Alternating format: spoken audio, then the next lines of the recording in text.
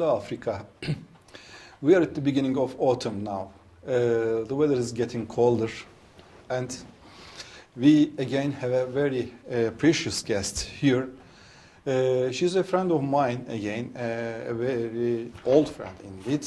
We are friends for a very long time, and she is very successful in her branch. She's an ear, nose, throat doctor and surgeon, of course, particularly interested in sinus problems and hearing problems, which are very, very common problem, and indeed quite well to manage, quite easy to manage, quite easy to treat problems, even easy to prevent in some respects.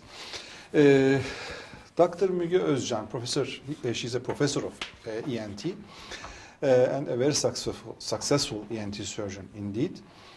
Can you speak about yourself? I know you very well, but let our guests know you well too. Thank you, Serdar. I was born in Ankara in 1967, and I finished Hacettepe University Medical Faculty in 1991. And then I started ENT specialty, and it's been around 29 years I've been working as an ENT surgeon. I worked in Ankara most of the time, and sometimes a few years in Çorum, Hitit University. Now I have my own private office in Ankara, and I perform my specialty there. Very good. So our patients can also reach you easily. I think you'll provide your phone number, Sure. your mail, etc., etc. That's very good. They can also watch this show after online view in YouTube casts and internet too. Today we want to speak with you about hearing. What is hearing? Is hearing important? What would we do if we could not hear something? Can you describe hearing to us? Sure. Hearing is a very important portion of our life, in fact, because hearing must be normal for a normal life, and learning also depends to hearing. Yeah. When the baby is born, speech is learned when hearing is normal. So hearing is a very important part of our life, and sometimes hearing loss can be present, and we call this deafness if there is total hearing loss. But hearing loss may have some levels which you can understand. What are their degrees? Yeah, hearing loss can be mild. How can you understand this? You can hear, but you cannot hear speech, especially when you're in crowded places, when there is background noise. If you have problems hearing speech in these circumstances, you have mild hearing loss. Hearing loss may be moderate. You have to lip read if you have moderate hearing loss. And you cannot hear properly, you cannot understand speech. If you have even in moderate hearing. Yeah. If you have severe hearing loss, this is mild deafness. You are nearly deaf. You have to lip read or use sign language to understand the other one's speech. If you have profound hearing loss, which is the highest degree of hearing loss, and it equals to deafness, you can barely hear some sounds, very loud sounds. Thus, hearing loss, the levels of hearing loss are very important. And indeed, if we are lucky, we may have mild. Otherwise, it's significant. Even in moderate conditions, we have to learn how to read lips. Yes, you have to learn read lips to communicate. For example, in this COVID era, we wear masks. Yeah. And those patients with mild hearing loss or moderate hearing loss cannot lip read. So they have very big problems for understanding speech. Yeah. This is very important indeed. Of course, we did not know about this condition, but This is a very important subject. Because they cannot read, they cannot understand anything. No. Oh, that's very important. What do you do in mild hearing loss? Is there a solution for this one? Hearing loss has some subtypes. Yeah. For example, if your ear conduction is abnormal. Let's talk about the ear first, if you want. I have a model. The hearing here. apparatus? Yeah, Okay. here. Okay. How does it work? This is our ear. You can see a model for ear. This is our auricle. This is external ear canal. This is our tympanic membrane. And after tympanic membrane, there is a small space which is called middle ear. And it contains the ossicles, three small, very small bones, which conduct sound waves from the tympanic membrane to the inner ear. And this is cochlea. Cochlea is the hearing organ located in our temporal bone, which is this. Yeah, that's the major hearing organ. Yeah. And then this is the cochlear nerve emerging from the cochlea and going to the brainstem. Is it bigger than the cochlea? Yeah. Yeah, it gets thinner as it goes through the brain. Now, we can divide hearing loss into two. If hearing loss is due to problems of auricle, external auditory canal, tympanic membrane, or ossicles, we have conductive hearing loss, where the sound cannot be conducted to cochlea. Yeah. These problems, the problems of here, the outer ear and the middle ear, can be corrected with surgery. Very good. But if the problem... I think they are easier, huh? Yeah, sure. Easy to reach. Yeah. Oh, very But if problem is at cochlea or the cochlear nerve, we cannot treat those patients with surgery. We have, of course, cochlear implant, which is surgically implanted.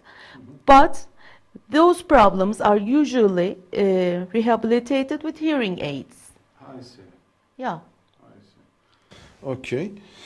You mentioned the outer ear is auricle and that canal you have shown us. Middle Yes. ear is ossicles and eardrum, and inner ear is cochlea. Yeah. The outer area is mechanical indeed. Yeah, They there is a transmit mechanical transmission of the sound waves into the inner ear with our auricle, with tympanic membrane, and the small ossicles inside the middle ear.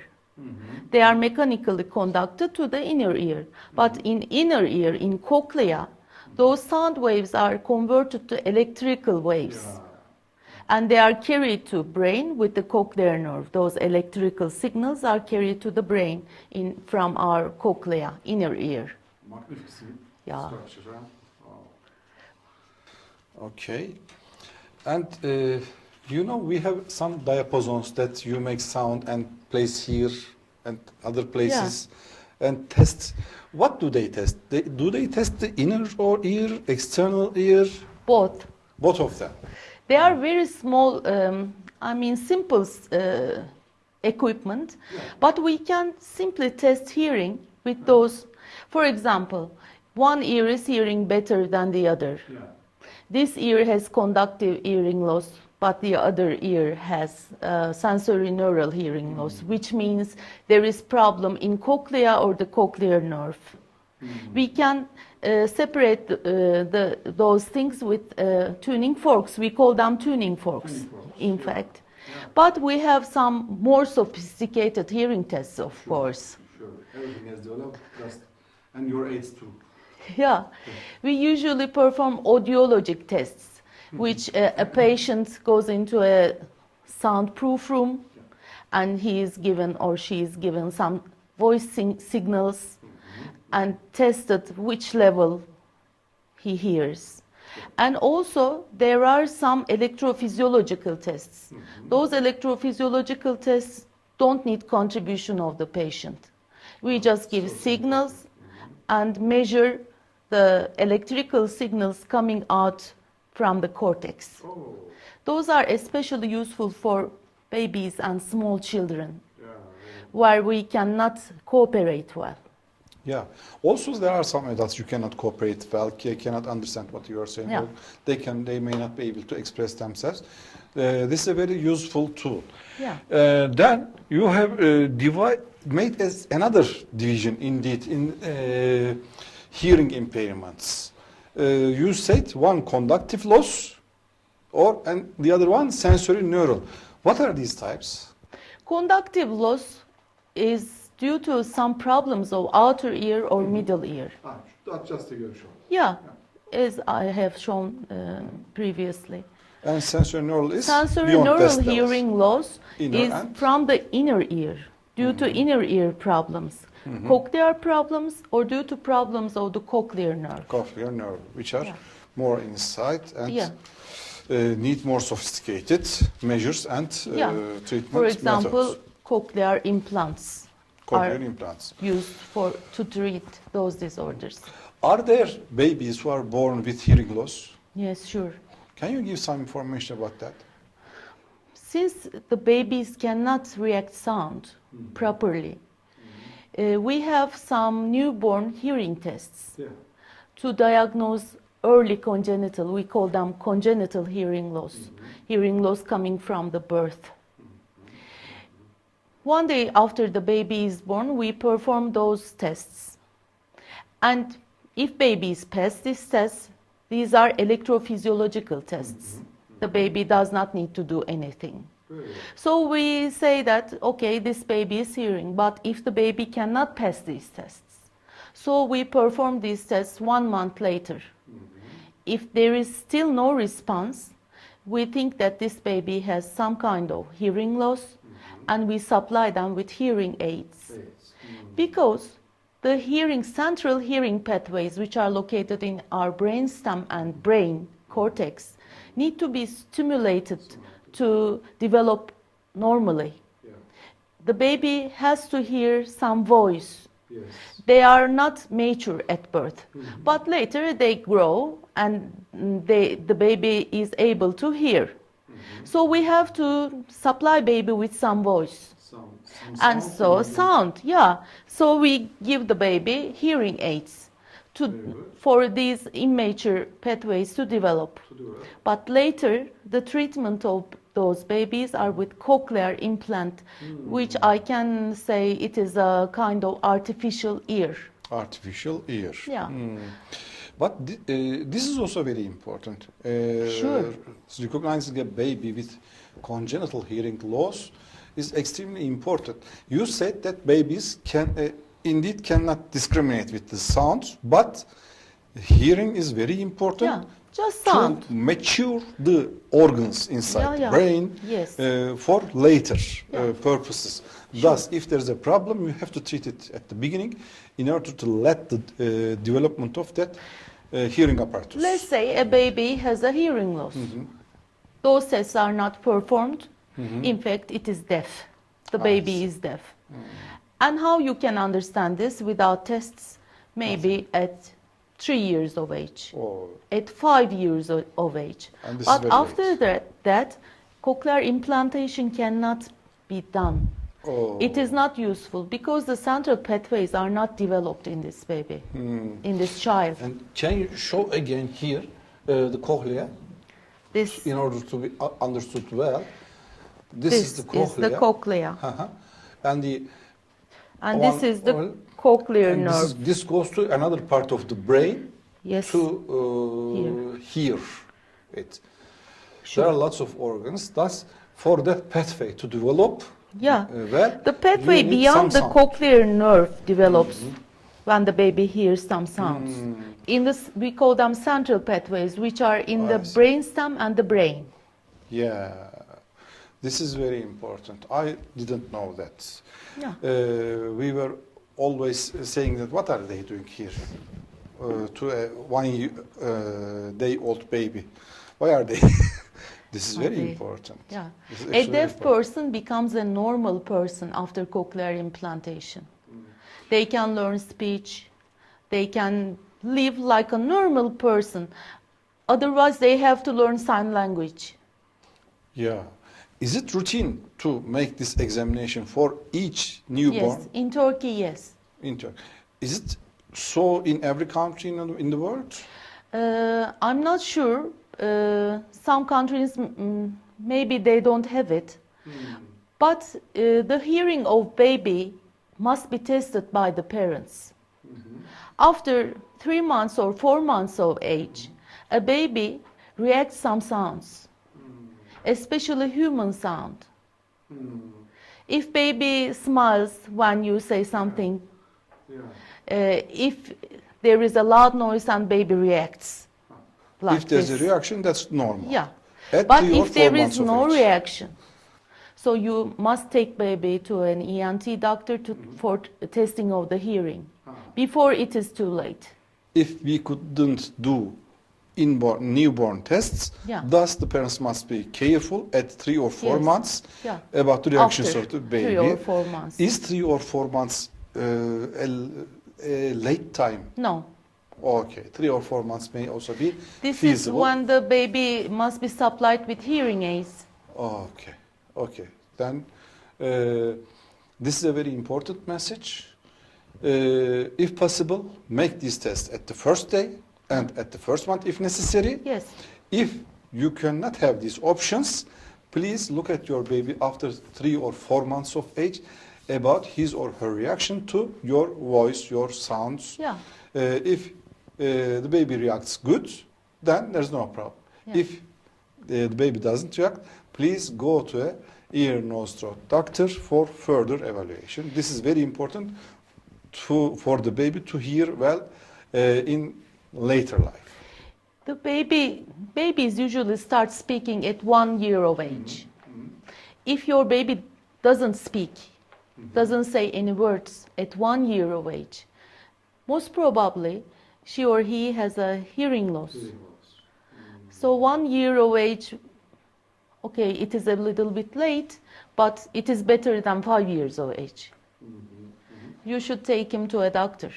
As soon as you understand he has a hearing loss or there is delay in speech development. This is also, and you always said in congenital hearing loss, cochlear implantation. Is it the only treatment of this condition? Cochlear transplantation, cochlear implants.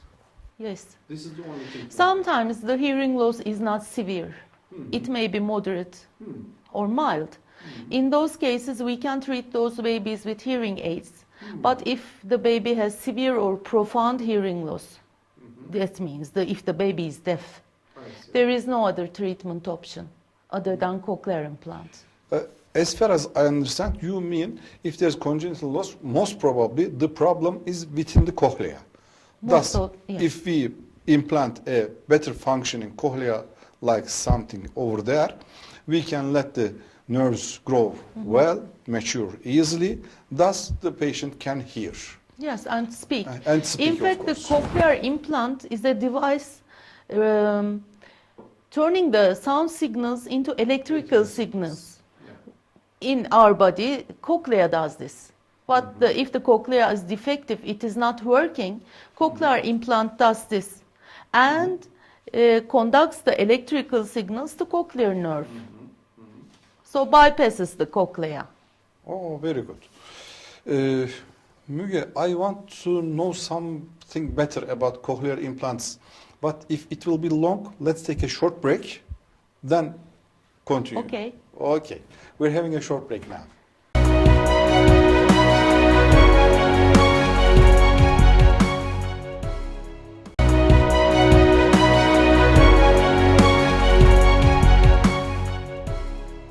Here we are again with Dr. Müge, a famous ENT surgeon, and we are talking about hearing loss. You said congenital hearing loss, if it really exists, must be treated with cochlear implantation. How do you understand cochlear, a need for cochlear implantation? What do you do? What tests do you do to the patient? And how do you decide to make a cochlear implant? Well, we have some sophisticated tests before we perform surgery because cochlear implant is placed into the cochlea with surgery. So the baby must have a surgical procedure. We first perform special hearing tests. electrophysiologic tests to understand the level of hearing loss. Because if the level of hearing loss is mild or moderate, hearing aids may be enough. Oh, really? The baby must have severe or profound hearing loss. Then we look at the structure of the cochlea. The cochlea does not work, we know. But sometimes the structure of the cochlea is also, the gross structure of the cochlea is sometimes abnormal. So we need some special cochlear implants, specially designed cochlear implants in those babies. Some very few babies don't have a cochlear nerve. So even if we place a cochlear implant, they cannot hear. We have to know all these things before we perform surgery. We test the mental status of the baby. If she or he has a mental retardation, then we test the seeing ability of the baby and the motor skills of the baby. And then we decide if cochlear implant works in this baby, and we decide the type of the cochlear implant to be inserted. Oh, very good. Can these tests be performed in every country, every place? Of course, in Turkey it's very easy to find. Do you know the status in the countries in Africa? I know that these tests, the electrophysiological tests, can be done in Sudan. Very good. But maybe in other countries they cannot be done. But the patient's family must look for these tests. If these tests cannot be done in their country, they are okay. We need a CT scan, we need an MRI scan of the ear. They can be found in lots of places. And electrophysiological tests. And the baby must use hearing aids at least for 3 months. Oh, okay. Then we perform cochlear implantation. If all these are prepared in the country, then coming here and making a cochlear implantation is much easier. That's very good. This is a very good way indeed to see where you're going. If the baby has a hearing impairment, there are some steps before deciding serious surgery indeed. Thus, our patients indeed may do something in their countries before coming here for some. They may contact me if they want to. I particularly thank you for this, because lots of people I think will need this one and hear your recommendations from an experienced ENT surgeon. Maybe lots of them will not need to come here and will be healed with your advices over there. And a few may come here and meet a good ENT surgeon who can make a very important implant. Recommendations and seeing the patient's tests can be done from a long distance because we have internet. Sure. And this is indeed a very important thing in this COVID era. Lots of people cannot travel even from some cities, from in Ankara unfortunately. If we can get through this one, and nobody knows that there won't be another pandemic here. I hope not. We also hope not. But even if everything is normal, not coming here and having some knowledge about their condition through the internet is also very important. Sure. But I think it will be much more easier in online platforms. Sure. We can also talk about this later on. I think that's enough for hearing loss, but not indeed hearing loss, but cochlear implants and congenital hearing loss. You also see lots of patients with otitis. I think it's a very frequent problem. Yes. Can you also talk about that acute and chronic otitis media? Sure. Let's define otitis media. Okay. Let's go to the model again. Okay. This is middle ear. Behind the tympanic membrane, a small cavity. The inflammation of this space, which we call middle ear, is called as otitis media. So, And I think this canal is through the nose, the back of nose. this is the Eustachian tube. Thank you for reminding. Okay. And it opens into the middle ear. The other end of this tube, the Eustachian tube, opens into the nasopharynx, which is the space behind our nose. Our nose.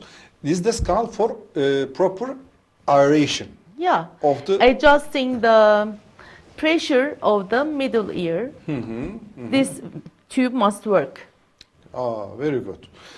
What is otitis media is the inflammation of that region. Yeah, middle Indeed. ear here. You also have several phrases like serous otitis media. Yeah. What are those? Well, otitis media has several forms. In children, we see most of the time acute otitis media and otitis media with effusion. Acute otitis media is an acute process which usually heals spontaneously and does not hearing loss. But otitis media with effusion is a chronic process. So it causes hearing disturbance in children, especially in school-age children. The importance of this is like that. The school-age children needs to learn. They go to school. They have lessons. They have to learn. If they have hearing impairment due to otitis media with effusion, so they cannot learn. They cannot learn anything. This Yeah. is very important. What do you do in this condition? In this condition, first the parents must understand, or the teachers must understand, that the child has a hearing problem. How will they understand that? For example, in children, in school, the school performance worsens. Since they cannot hear their teacher, they cannot do well in their lessons. The teacher can understand this. I see. At home, for example, they turn on the radio to very loud noises, or the television, very loud noises. When the parents say something, they do not answer. So after understanding this, the child must go to an ENT doctor. Those patients usually don't have ear pain or some discharge. So the only way to understand this Is the level of hearing. Yeah. Ah. Then it's not so easy indeed. You Yeah. have to look at the school performance. And Yeah, look at the school performance and the voice turning on the volume at home. also there maybe friends may say that you are hearing this too loud, you are using too loud noises here. In adults, yes, but in children, In children, don't think so. everything is They shout all all the time. the time, all the time. Okay. What's the treatment of this chronic otitis media? First, we give some medications.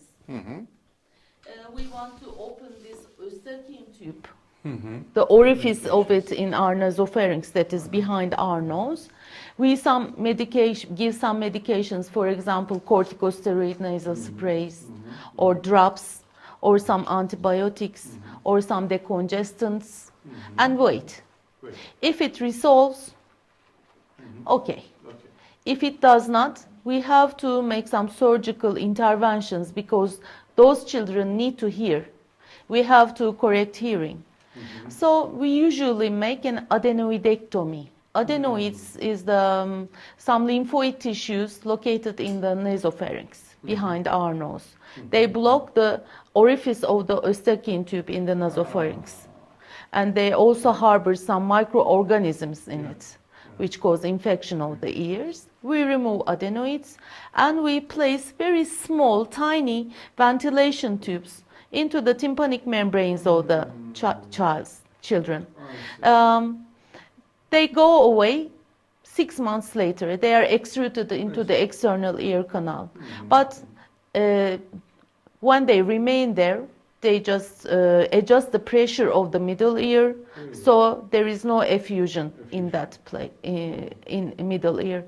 After 6 months, usually the patient heals. But sometimes we need to insert a second ventilation tube. Yeah. To that place. So then this is an easy way to treat. Yeah. That's very good. Just see that your child doesn't hear and bring If it this to is a the doctor. condition, Yeah. bring it to an ENT doctor. Yeah. There is also something called postlingual sensorineural hearing loss. Okay. What is this? I didn't understand anything from this. Let's first define what is prelingual and postlingual. Lingual means speech. If one patient... Your own language. Yeah, Okay. language, speech, my speech. Okay. If one patient has hearing loss before learning speech, which we discussed, congenital hearing loss, this is a prelingual hearing loss. If you have hearing loss after you learn speaking, this is postlingual hearing loss. Yes, Müge. We have a chronic otitis media problem. What is this? You mentioned acute otitis media. What's the difference between acute and chronic? What's chronic otitis media indeed? What is cause? What do you do? Okay, the main feature of chronic otitis media is a perforated tympanic membrane. Okay. The eardrum has a perforation. So the external ear canal and the middle ear are in continuity. So usually the ear drains and the patient cannot hear. There is inflammation in the middle ear, bacteria, maybe fungi, because it comes from the external ear canal.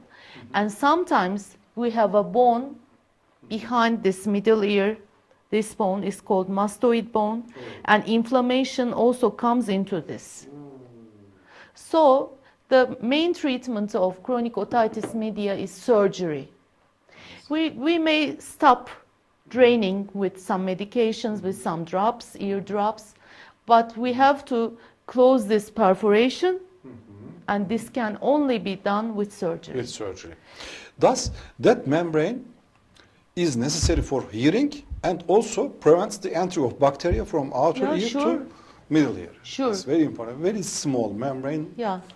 Oh, magnificent. And very thin, in fact. And very thin. Yeah. Yeah. Thus, I think we are over with chronic otitis media, huh? Yeah, if we need, the patient needs surgery. He cannot hear, the ear drains. Yeah. There may be some pain, but most of the time there is no pain. So he has to go to an ENT doctor and has surgery. Repairment of the membrane and sometimes mastoid bone. Yeah, we clean the disease surgeries. process in the Yes. middle ear and the mastoid. There is inflammation. If we don't clean the mastoid ear cells from the inflammation, and yeah, it recurs. The new tympanic membrane also perforates. Nice, nice. You have to get rid of infection completely. Yeah. Okay, I also have two topics here. One is sensorineural hearing loss. You divided this to prelingual and postlingual phases. And one other thing is otosclerosis. I want also information about this. Let's talk about sensorineural hearing loss.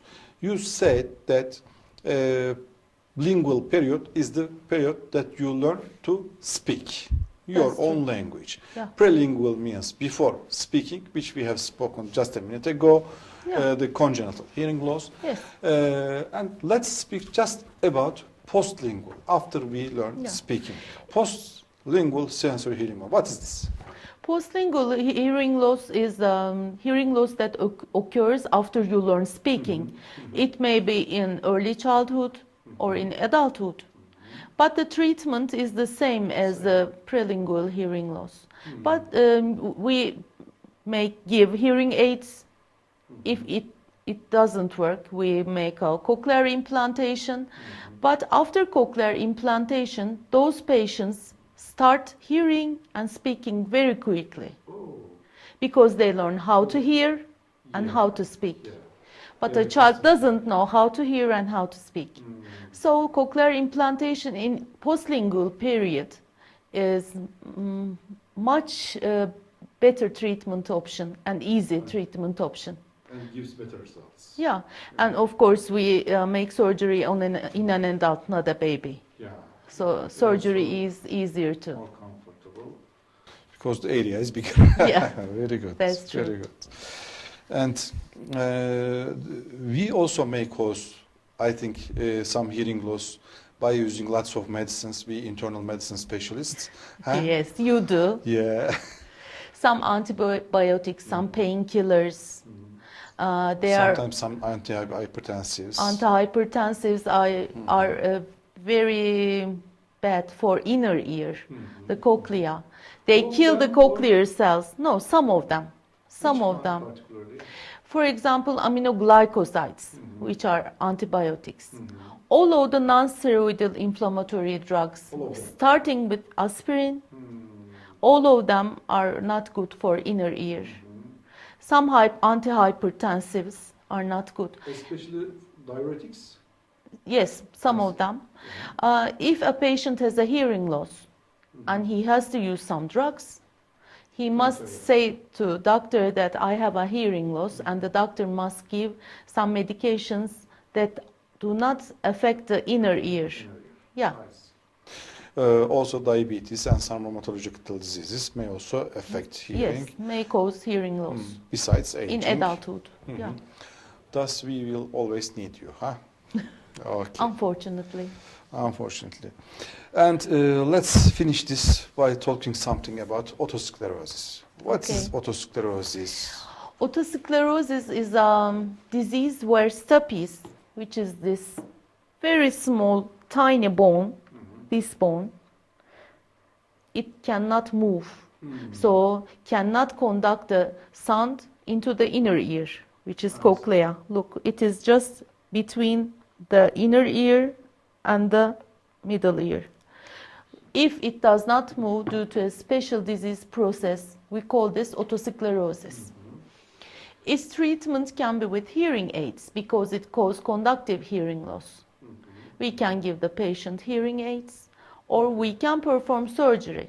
We remove the stapes, we put a small prosthesis between the incus, the other ossicle, and the inner ear, then the patient can hear normally. Oh, I see. There's a problem in hearing here, but again, it can be treatable.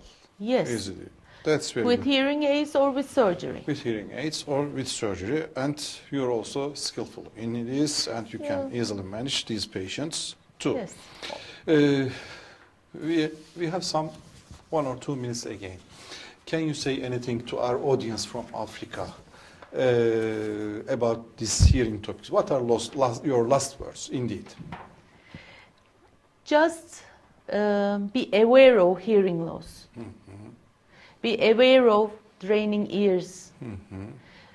If you cannot hear a person, especially in a loud environment, you have hearing loss, and go to doctor. That's all. That's all. Yes. And most probably you will be cured. Yeah, hearing loss can be cured. If you don't have several options in your area, you can also contact us about what to do easily, and if necessary, come here. Those problems maybe can be solved in your country too. Most probably. Most probably. If they cannot, I can give you some recommendations, or come to Turkey. You're welcome. There are also some people, there are very good doctors where they live. Indeed, there are lots of good doctors in everywhere. But some people need a second, sometimes even a third opinion. Yeah, sure, why not? Then, in these conditions, they can also contact you. We will also announce to the ways to contact Dr. Müge and lots of doctors in Turkey. Africa, have a nice day.